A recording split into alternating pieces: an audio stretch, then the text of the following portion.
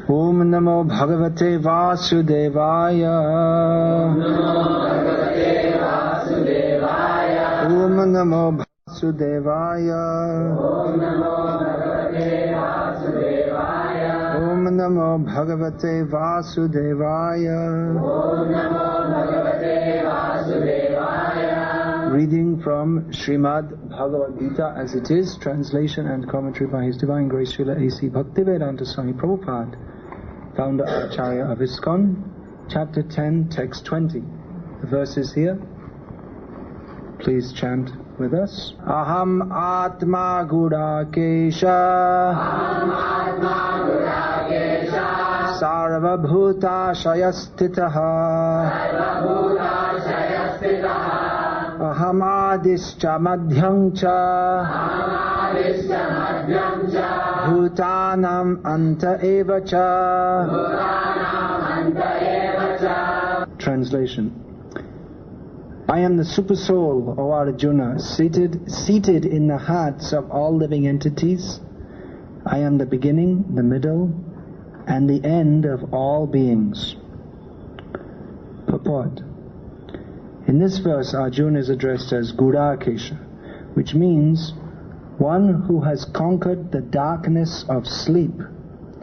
For those who are sleeping in the darkness of ignorance, it is not possible to understand how the Supreme Personality of Godhead manifests Himself in various ways in the material and spiritual worlds.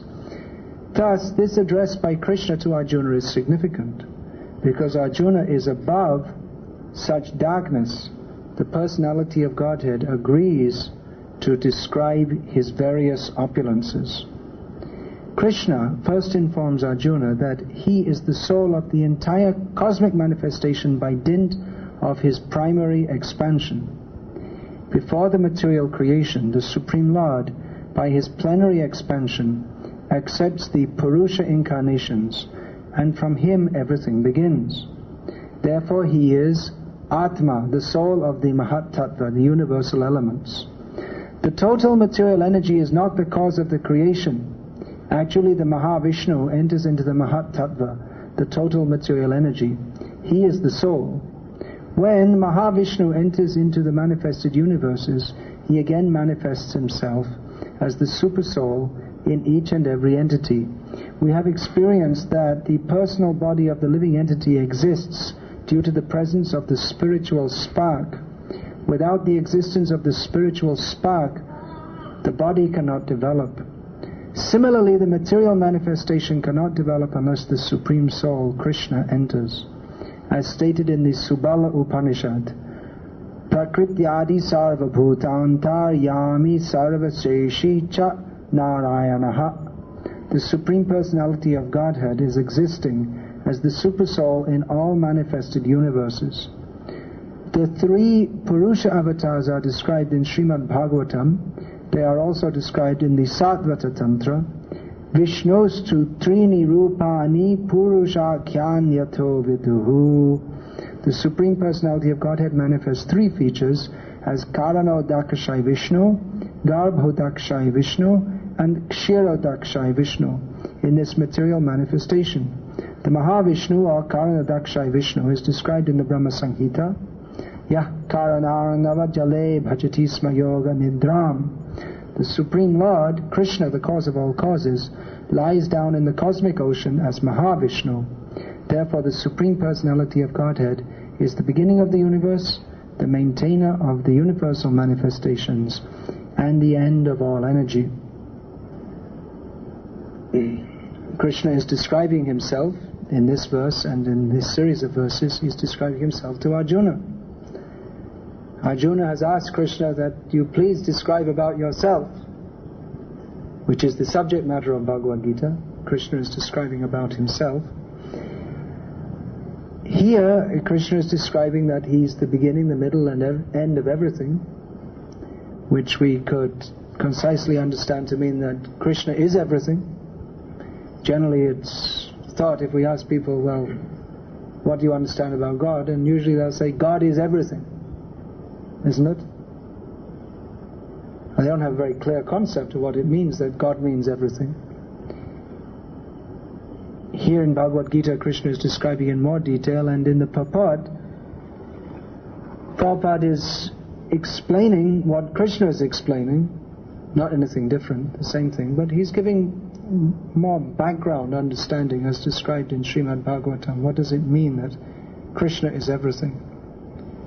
So Krishna is describing about himself to Arjuna, and Prabhupada in his Bhagavad-gita as it is explaining more according to Shastra realization.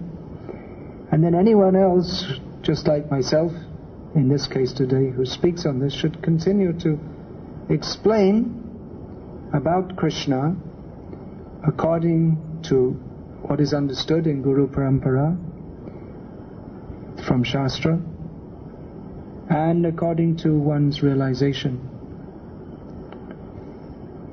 Although actually, when we're to speak to others, I'm now supposed to speak something to you about Krishna, isn't it? Yeah. So before I speak, it's also good to have some idea of what are your realizations of Krishna. You're all having realizations of Krishna, isn't it? You must be. You're all chanting Hare Krishna? Is it? Some way, Tilak, Kunti Veds. So that means you have some realization of Krishna, otherwise you wouldn't be doing this. No one's paying you to chant Hare Krishna. No one's holding a gun to your head and telling you to chant Hare Krishna. But you're doing because you have some realization, some appreciation for Krishna. So maybe we could hear, some of the devotees here could tell, what are your realizations about Krishna? I'll ask some of you, randomly, so you can all think. What are your realizations of Krishna? You can say briefly. Radha Govinda Das. You're trying to escape here now. Senior, junior, that is an etiquette. That's also there. But one may be senior or junior in terms of years in Krishna consciousness. But everyone has realizations of Krishna. As I was saying, you wouldn't be chanting Hare Krishna unless you had some realization of Krishna. There must be some realization. So, what do you realize about Krishna? Well, I have faith in personalities who have realization. This is my realization, like Srila Prabhupada. And he's speaking, there is a substance in this. Maybe That's a very good realization. Did you all hear that? Everyone heard? You didn't hear. Radha Govinda Das Brahmachari was just saying that he doesn't have so much realization of Krishna. Of course, the devotee will always say like that, even if he has so many realizations. But he was saying that he has much, his realization is that he has faith in personalities who have faith in Krishna. He was giving the example of Prabhupada. When Prabhupada speaks, there's so much substance there. So this is actually a very good understanding for those who deny that there is any God. Then this means, if they what they're saying is true, this means that great personalities like Srila Prabhupada, there have been many great religious personalities in India and in other parts of the world also. Many. So they were all simply imagining something foolishly? Is it possible that they wrote so many books of philosophy and so many wonderful prayers glorifying the Lord, and they influenced so many people's lives, so many people just by coming in contact with great saints, their whole lives changed, even people who are very atheistic and sinful, by coming in contact with personalities who are filled with love of God, then their whole lives just changed. So how can you deny? There's substance. And Bhaktivinoda Thakur sings, Krishna Sri Thoma, Krishna Dite Paro, Tomara Shakati Ache. He says, O Vaishnava, you have got Krishna. You can give Krishna. You have the power to do so. So that's one realization of Krishna, that Krishna manifests himself through his devotees. Then Who else? Who would like to say? You'd like to say? What is your realization of Krishna? Rupesh, yeah. Oh, there are so many names. Aish. All names of Krishna. Chandraesh, Rakesh. Well, actually, Rakesh is a name for the moon. But ultimately, Krishna is the controller of everybody. Then? I don't have any such type of realization. You must be having. Just dig a little deep into your consciousness. I got convinced it's there. That's realization. I know more of it. So your realization of Krishna is that there's something wonderful here. I want to know more. That's a very nice realization. Presently I am not able to perceive anything. That's very wonderful, yeah. Many people had such realizations that, especially in the Western countries, many people had that realization. They'll see devotees chanting in the streets and singing very happily. And they think, oh, that's something very wonderful. I don't know what it is, but I want to know more about it. Because you can see the contrast very strongly. Especially on Oxford Street in London, I always have this feeling that so many people from all over the world, and it's like a big black cloud on everyone's head. I mean, generally in England there are black clouds anyway. But even if the sun is shining, the consciousness of the people is just like, they're all so frustrated. And devotees come down Oxford Street dancing and singing. It's like a big bright light. And everyone can see the difference. It's just completely different. It's not just the dress is different and that they're singing and playing bells, but just the whole consciousness. It's so wonderful. So people can see there's something wonderful here. They've got something. They say, whatever it is, I'd like to be like that.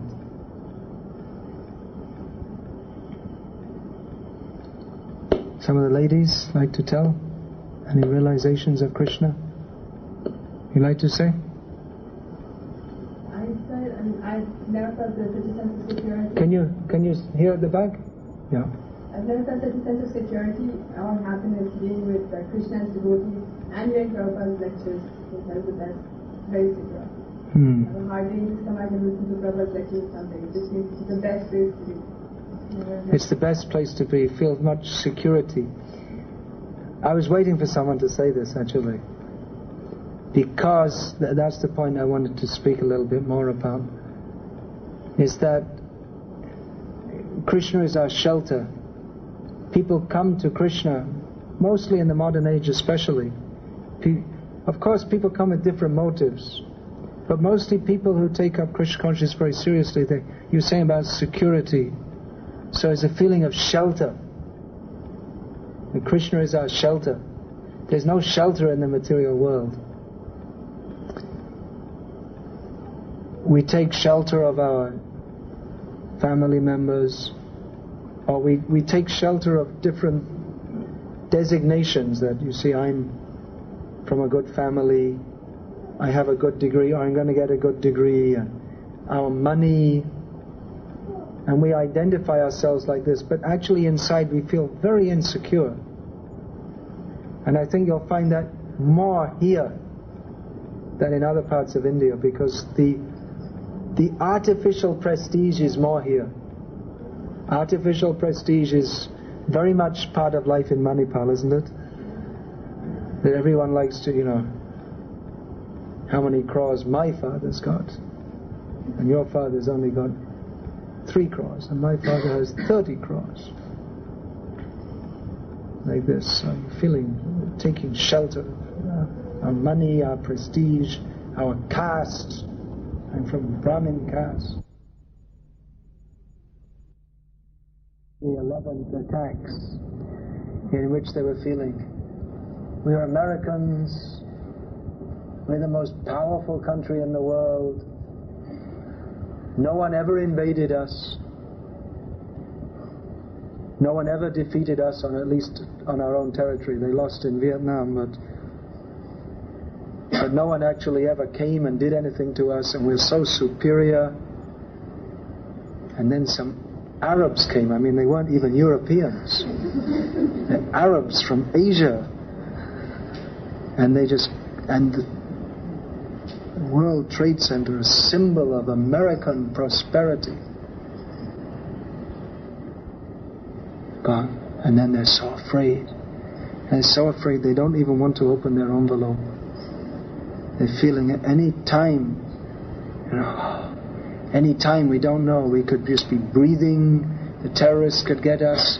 They stopped, practically the planes, they stopped flying in planes. Americans are flying here and there, all over, crisscrossing America, always flying.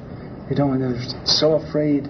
So it revealed actually that inside, even though they're very complacent and confident, we're American, no one can do anything to us, but inside they're very insecure, full of fear. Our devotees were telling us that actually,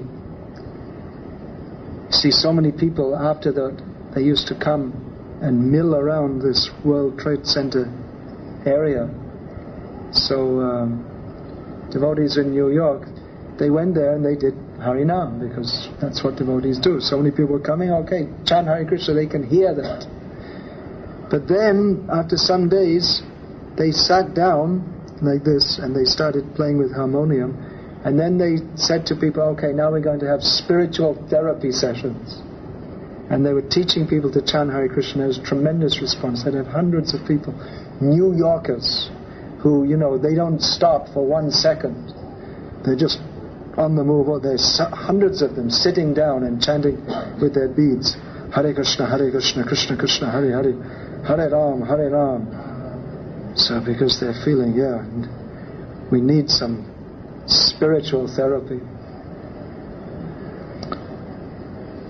They're looking for some shelter. They realized that everything they had faith in, that we're American, we have the government, we have the army, we have our business, we have the Pentagon, and that got attacked too. No one can touch us. And now they realized they're fallible. The same thing that Prabhupada was preaching, the same thing that you'll get in these books, that there's no security in the material world, everything is fallible. You may be American in this life and you may be a worm in stool. Maybe American in your next life, maybe not American. There's no security in this material world. Whatever arrangements we make, we have to suffer birth, death, old age and disease. But Pashyanapi na pashyati, people don't see. They see but they don't see. This is the trick of Maya. Everyone sees, my father has died, my mother has died. Doctors, they see all the time, people are dying. How many deaths does a doctor see in his life? But still he's concerned, my prestige, and he's not thinking, I have to die also. Every day he's seeing people die. But he doesn't think, I'm also going to have to die. Or even if he thinks, he blanks it out in his consciousness. Or they make some so-called philosophy that, well, when you die, everything is finished. Why do they say that? Because they don't want to think what happens afterwards. So actually everyone in the material world is feeling very insecure. And we try to make material relationships for the sake of security. Especially family relationships. You think, I'll marry and then we'll have a home and this is my existence. That I will live with my wife or my husband and my children. And this takes up our whole consciousness and way of thinking, and bringing money and getting my children educated and so many things. So that gives some sense of security. Of course, in the modern age, even that false security is very little there, because family life, especially you're all coming from so-called progressive backgrounds. So progressive means more westernized. And westernized means there's no family life practically. Literally, not just figuratively, literally. One of my godbrothers who's preaching in America was telling me that when he talks about family life to people, they just look at you blank, because they never had. Most people are brought up with just their mother, not their father. A mother and a series of boyfriends that she has.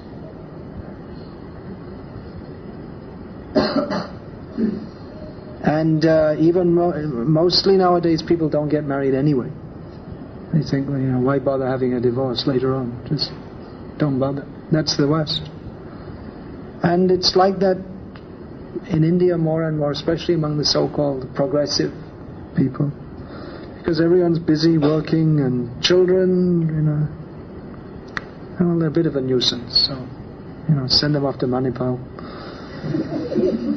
Give them a good job. Let them look after themselves. Do your best. You should do something for your children. So give them a good education and let them look after themselves.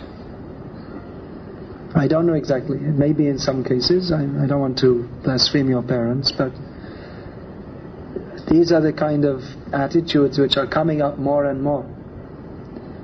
That children, they come home and there's no parents there. They have the key to the door. They come in and they take something out of the freezer and stick it in the microwave and watch the TV, and that's it. That's their home life.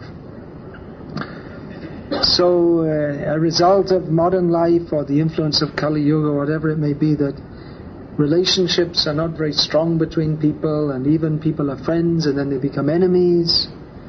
They're husband and wife, and then they become divorced, and like this. So it's a very insecure kind of age, and especially in this area in Manipal where there's so much of this false prestige, it makes you feel very insecure, because people are projecting themselves on the false prestige, on the basis of false prestige. That I feel very confident. You have to show you feel very confident. You have to show that you're on top of the world, no problems. But inside, people have so many anxieties, and so people are feeling very insecure. And Krishna is the shelter.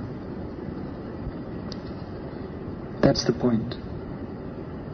The point is that Krishna is our shelter. Whether modern life or traditional life or future life, the actual shelter is Krishna. Of course, modern society has made so many problems. But even without the problems of modern life, still, the problems are always there. Birth, death, old age and disease. There's always suffering in material life. Modern life has made it more so. That the mental suffering is more. That practically everyone is mentally disturbed, one way or another. Some show it and some don't. But inside, everyone is suffering so many anxieties. With some people it comes out in very bad ways. They may apparently be very respectable people in society, but at home they're torturing their children, or performing so many perverted activities, or whatever. So people are suffering intensely. That is the condition of the modern age. People are suffering intensely. They're confused, but they try to cover it up by living a very fast life. So you jump on a motorbike, rev it up, make a lot of noise, rush off, go to the fast food place and eat something faster, and there's music going ba-bum, ba-bum, ba-bum, ba-bum. So you're all the time, your consciousness is boom, ba-bum, ba-bum, and the adrenaline is running. So you're always jacked up with so much adrenaline running, and if it runs short, you can always drop a few pills to get the adrenaline running again. So the people are running, so they're moving fast and exciting life, because they don't want to stop and think actually what am I doing with life? They're so busy leading a life of illusion in which they deliberately keep themselves in illusion. They don't want to think, actually, what am I? Because the question is too painful to ask. If you actually look at yourself, they'll find just a shadow. There's no substance. There's no meaning to the life. Just I'm trying to impress others, how wonderful I am. I'm dressed in the latest fashions. I've got a big bike and I roar around the town. I go to all the concerts. I'm a dedicated follower of fashion. But people don't want to think. But if you start to think, then it becomes frightening. So when you see devotees, then you see that they're actually completely aloof from all this. It's not just the dress is different, or in your case it may not be different, but the consciousness is different. Another of my friends was telling me, devotee, that he's a householder, so he was doing business. And he used to be an advisor to many big businessmen. I mean, people dealing in hundreds of millions and billions of dollars. And one man, he was telling me, he became very friendly with one man, Swiss man, who was a billionaire, multi-billionaire or whatever. Actually, in America, there are so many millionaires. It's not such a big thing. I think there's 1 million millionaires in America. So these are richer than millionaires. This class of people he was dealing with. So this man, he was trying to tell him, look, I'm just an ordinary guy. I don't have, but he didn't believe him. This man thought he must be having, some many billions of dollars like me, because he was so relaxed. Because only people have so much money that, even if they lose, $10 million here and there, it doesn't make them.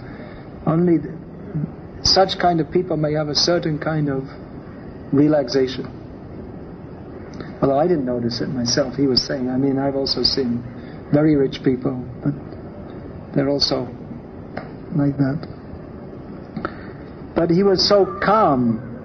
Why? Not because he had billions of dollars, but because he had Krishna. And he wasn't impressed by, he could move with people with billions of dollars and it, didn't make any difference to him. He wasn't impressed by them hundreds of millions of dollars. To him, he just said, another person. He's in Maya. Hundreds of millions of dollars of Maya.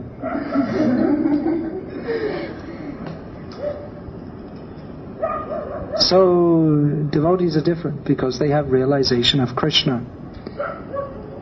That Krishna is our shelter. There are many nice verses in the Bhagavad-gita and in the Srimad Bhagavatam in this regard about Krishna's shelter. Who knows any verse about Krishna's shelter from Bhagavad-gita?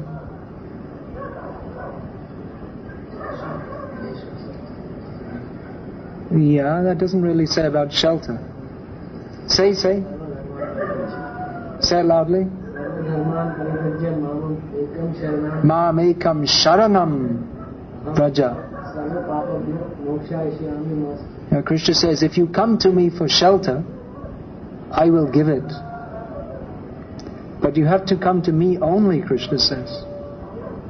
Don't think you can stand under 5 umbrellas at one time. You have to under Krishna only. Take shelter of Krishna. And Krishna will give you shelter. What is that shelter? Well, the first symptom of that shelter is that Krishna will deliver us from all sinful reactions. Why are people afraid?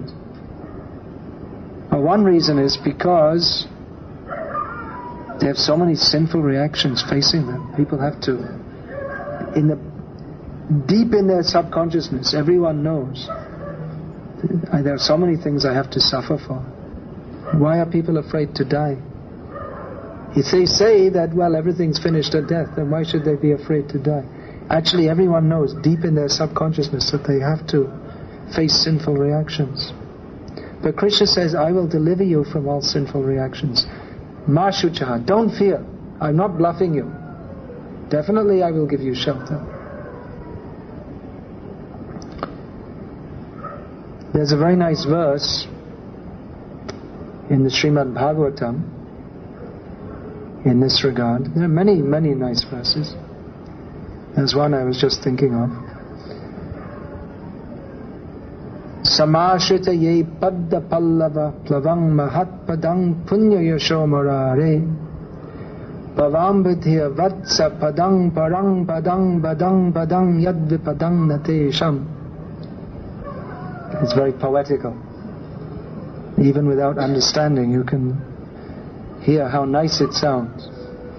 So this verse says that this whole material manifestation is like a great ocean of misery and danger.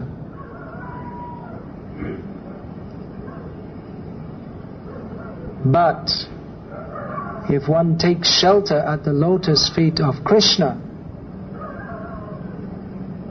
who is Mukunda, the giver of liberation, then this whole material world in which padam padam yad vipadam natesham, padam padam har kadam, every step there is vipadam, there is danger.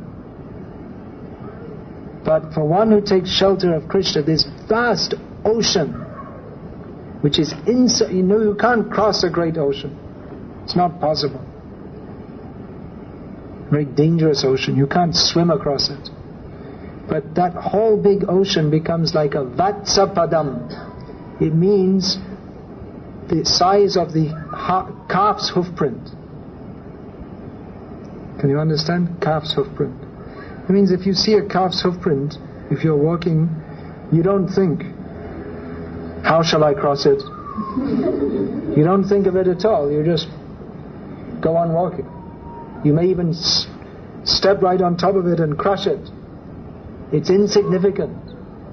This whole material world, which is so dangerous and so difficult, becomes insignificant for a devotee who takes shelter of Krishna.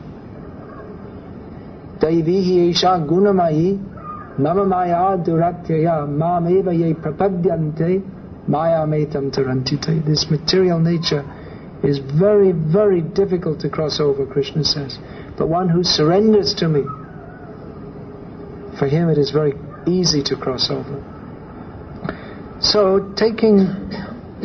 coming to Krishna means to take shelter of Krishna, and that is the position of a devotee. He takes shelter of Krishna. In this material world, everyone is trying to show themselves as very great. I'm very great, I'm very strong, I'm very proud. I don't need to believe in God. I'm the great, I'm wonderful, look at me. This is the materialistic way of thinking. But however big and strong we may be, material nature crushes us. Either a big strong nation, America, now they're afraid of a gang of Arabs living in the mountains in Afghanistan. They're so afraid. Practically a gang of bandits, that's all they are. And the whole country is afraid.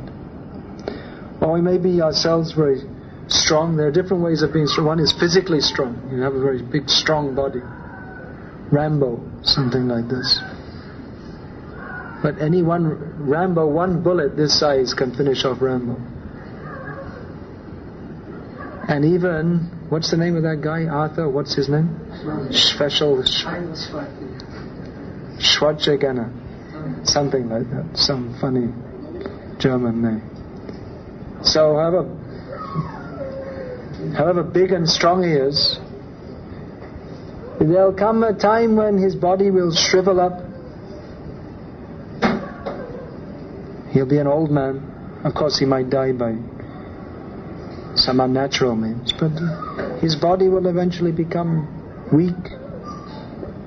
I was just telling that story that sannyasi I met. This was maybe 15 years ago. I met one sannyasi, old man. And you could see that previously he was very big and strong. He told me, when I was your age, I could pick up 3 people your size and throw them the other side of the room. I was a wrestling champion. But now if I want to walk down this anywhere, I have to have one hand on a stick and the other hand on someone else's shoulder. Some material nature forces you down. Physically you may be very strong. There are other kinds of strength, financial strength. If you have money, then you see you can buy a bodyguard, or you can be protected with your big bungalow, compound, guards, or you may be politically strong. No one can touch you, you may think. Even the court makes some decision against you, but you turn it round again. This is normal in India. That's why when one politician arrests another, they put them in the first class kind of prison, because they know after some time they may arrest me. So better make sure you look after them properly. So political power, there are different kinds of power, but it will all be finished. The only shelter is Krishna. Instead of trying to show, I am very great, the devotee takes pleasure in thinking, I am very small. But Krishna is very great, and I am Krishna's servant. Therefore, I don't care. Whatever anyone says, doesn't matter. I should simply speak the message of Krishna, just like Prabhupada. See, Prabhupada came to the Western countries, and according to any material calculation, he was very weak. Physically, he was an old man. He was very short, about 5'3". What's that in? You measure in centimeters, is it? 65? No. I don't know. That's one thing I never converted my brain. Heights. Anyway, he was very short. And his English, although in many ways it was very good, but his diction wasn't very understandable to people in the West, because the pronunciation was quite different. And the Indian English also, the grammatical construction is quite different to the syntax generally used in the West. And Prabhupada had no financial strength. He had 40 rupees, and you can't use rupees in America. And even if you could, it wasn't very much. And he came from a poor country to America, which is a very rich country. He came to a country which was militarily not very mighty. Just a few years ago, India had been humiliated by China in the northeast. So in all, he didn't have any friends or any society or organization. But Prabhupada, although he might have appeared to be very weak, but he was very strong. Prabhupada said later on that all the other Swamis who went to the West, they started by saying, you are very advanced. I started by saying, you are all rascals. So Prabhupada, he was very strong from the very beginning. He said, what is this cat-dog society? You think you're very advanced, but you're living like cats and dogs. So Prabhupada was very strong because he knew that Krishna is with me. Krishna is protecting me. I've got nothing to fear.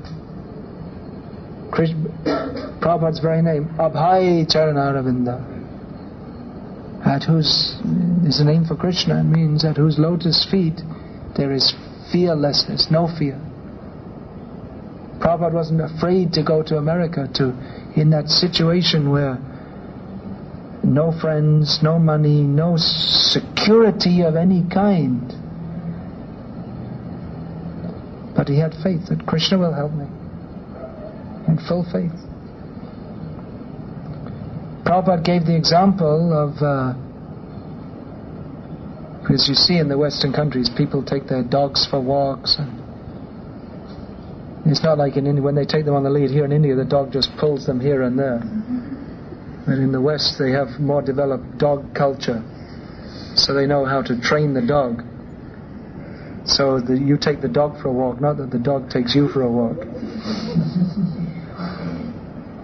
So Prabhupada saw that, see, the dogs in the West, they're like very prestigious. The dog is considered a very, prestigious animal. And the dogs, they can feel that, you see.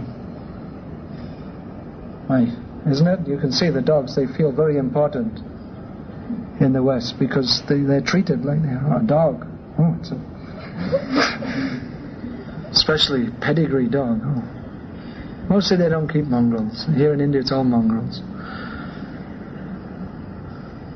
So the Prabhupada is giving the example, the dog feels, he'll bark. And why? Because he feels my master is here. He's protecting me. And Prabhupada, in this regard, he would often quote one very nice verse from Yamuna Acharya, from his Stotra Ratnam, that how does that begin? First line, Prashanti Nishesha Manorathantaram Kadaham Aikantika Nitya Kinkaram Prahashiyashan Sanata Jivitam. He says that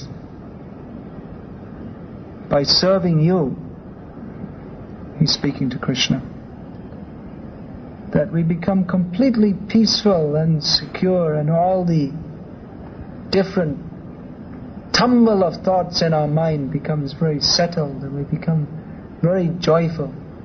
So when will I be fortunate enough to consider myself in the position of your eternal servant? And the specific words, sanata, that I will have you as my master. And Prabhupada compared that with the word anatta. Prabhupada gave the example of a street dog and a dog with a master. A street dog is a street dog. He's simply, people throw stones at him. He's always looking in the garbage for something to eat. He's very skinny and miserable, and there'll be all this, some disease, he'll be biting for the fleas. Very miserable condition. And at night when there's no one around to, then he comes out and barks. And he thinks, you see, now I'm the king. And in the morning again he's just looking for some garbage. And then they're more quiet in the day. Street dog. Where he's anatta, without a master.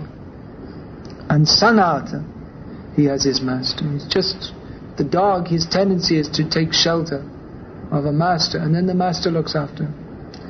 So Prabhupada, he gave that example, that it's one thing we can even learn from the dog, that if you take shelter of your master, he'll look after you. So devotee takes shelter of Krishna, he's perfectly secure. Krishna is looking after me. Feels fully satisfied in understanding that Krishna is looking after me. Then what do I have to fear? And what is the use of taking shelter of anyone else? Rukmini Devi described this very nicely to Krishna. That she was saying to Krishna, what is the use of taking shelter of any person except you? She said that normally a woman in this material world likes to take shelter of a man, but what is the use of taking shelter of someone who, she was specifically saying about princesses, they're taking shelter of princes or kings. But they're taking shelter of what? Just some blood and bones and flesh and muscles covered by some skin with some hair in the form of mustaches and beard, calling themselves a king. But in course of time, that king body will be turned into ashes. It won't. So what she was saying, what is the use? That really we should take shelter of you, Krishna. So Krishna is the ultimate shelter. As Krishna himself says in Bhagavad-gita, that what is that? Pitasya jagata mata dhata pitamaha. Krishna says that I'm the father of the universe, the mother, the support, the grandfather. Krishna is everything. Not vaguely, impersonally, but Krishna is really our best friend. And that's another wonderful thing about Krishna, that even though Krishna, so many devotees, but he's personally giving himself to every one of them. Krishna, he gives himself to his devotee. So you may think, well, if Krishna gives himself to his devotee, then what about all the other devotees? But he gives himself to them also, because Krishna is unlimited. So Krishna is our shelter. We have any prasad? You have to leave early? Is it? Give a little prasad.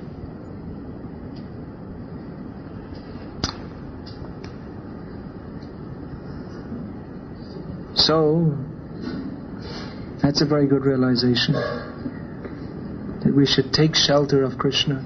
There's no other shelter. In this material world there is false shelter. No one can protect us. No one can protect us from birth, death, old age and disease.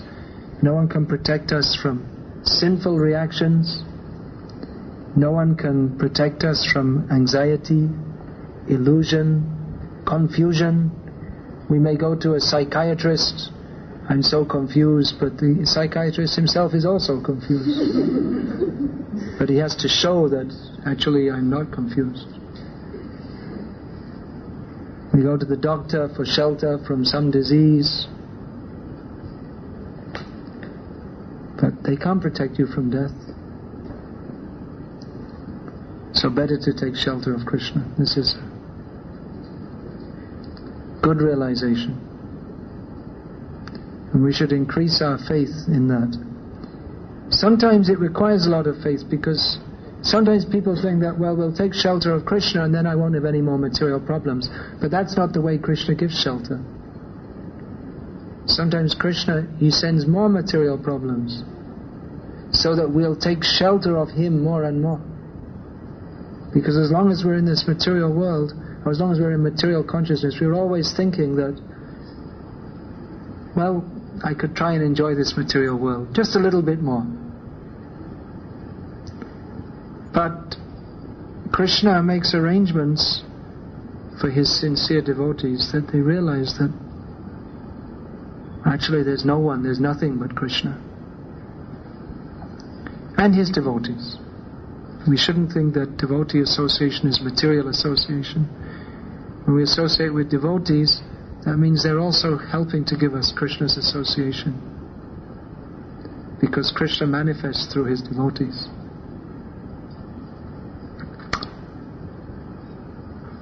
So some of you have to go, is it? Or have time limits, examinations? You have to go back to the hostel or something like that, is it? Actually, I'm not going to my grandparents' place. They won't allow me to tell. I see. They don't want you to take shelter of Krishna. They're thinking, we are giving shelter, then why any other shelter? So sometimes we have to make a balance between these different kinds of shelters. At least superficially, sometimes we may satisfy others. Yes, yes. But actually our shelter should be Krishna. Alright, anyone else like to express any of their realizations about Krishna?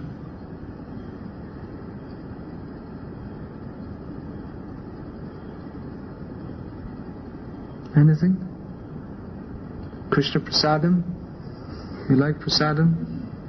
You like kirtan?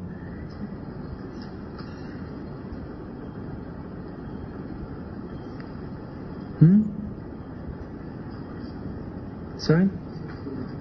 You like prasad, that's good. Like prasad means that we shouldn't like anything else. Only prasad. That means even if someone offers, here is some very nice food, but if it's not prasad, a devotee thinks, I'm not interested. I only like to take prasad. Because he's taken shelter of Krishna.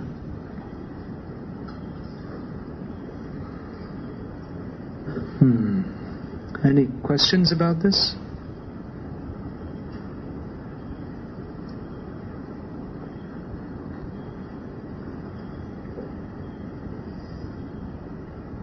Anything? Maharaj, when you say that the person is sincere in Krishna getting more material difficulties, that he takes shelter of Krishna. Yeah, he may do. Krishna may do. Generally for those who are somewhat more advanced. What if instead, what if they don't, and what if they just get influenced and they don't end up taking shelter of Krishna and they just get material difficulties? Well, that's a test. Someone may, being given more tests, they may fail the test. It means that you have to choose. At every moment we have to choose to be Krishna conscious or not Krishna conscious. Now when we're faced with various difficulties, the experience of that may be so intense that despite our training in Krishna consciousness, we don't see Krishna behind it. So that's why we should always learn to take shelter of the devotees of Krishna. If we think I'll take shelter of Krishna directly, we may not have a very strong connection actually. It may not be as strong as we think. There's always a tendency of neophyte devotees to think that they're more advanced than they actually are. So it's very important that we keep association with devotees who help each other in times of difficulty. Help each other means there may be some physical help also, but especially spiritual help in the form of encouraging devotees in difficulty to remain strong in Krishna consciousness, to see everything from a Krishna conscious philosophical viewpoint. And a test is a test. It doesn't mean you automatically pass it. You have to prepare for the test.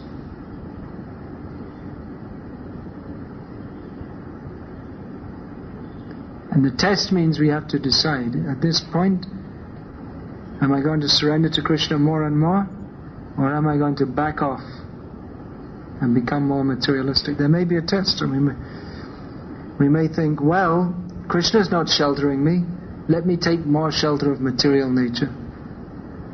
What was the use of chanting Hare Krishna? Now I'm suffering so many material difficulties, so let me be realistic, we think. Not understanding that reality is that we are eternal spirit souls and that material problems come and go. Whatever material problem we have, it won't last. And whatever material facility we have, it also won't last. You may be a double crore party or whatever it is, but the money won't last. And you may have 2 crores of problems, but they also won't last. They'll go and new problems will come, as long as we're in material life. But it will all pass away. You see, even there may be such problems that they go on throughout their life. There may be, for instance, you may suffer paralysis, and that may continue. Part of your body may remain paralyzed for the rest of your life. Doesn't mean you can't chant Hare Krishna, unless it's in your jaw. Even then you can chant mentally. There's nothing to stop us being Krishna conscious, whatever the problem may be. We may have severe debts. And we should understand it's some kind of karma. Krishna is reminding me this material world is miserable. So I have to struggle with these debts. What to do? I should still go on chanting Hare Krishna. At some point in time you'll be released from that body, and then you'll be released from the debts that go with the body. Then you'll get another body. Or if you go to Krishna, you'll get a spiritual body. So devotee learns to be transcendental. It's a philosophical outlook. And actually, when there are tests, then if we take shelter of Krishna, then it becomes very sweet. When we feel we have no other shelter but Krishna, let me remain at Krishna's lotus feet. There's actually more sweetness in that. If we have nothing in this material world, and we just, oh Krishna, you're my all in all. Therefore Krishna is called Akinchanadham, as one name for Krishna. People who have nothing in this material world, their only wealth is Krishna. And they're fully satisfied. Whereas we find people, they have so much money but they're completely unsatisfied because they don't have Krishna. Any other questions? No?